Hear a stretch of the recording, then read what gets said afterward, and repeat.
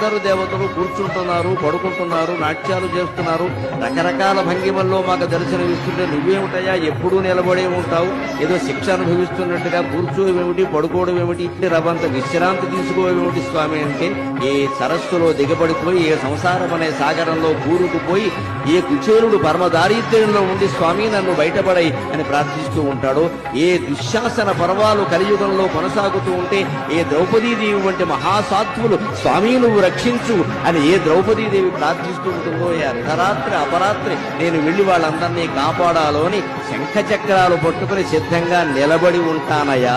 పడుకుంటే లేచి బయలుదేరడం కష్టం కదా, ఎవరికైనా దేవుడికైనా.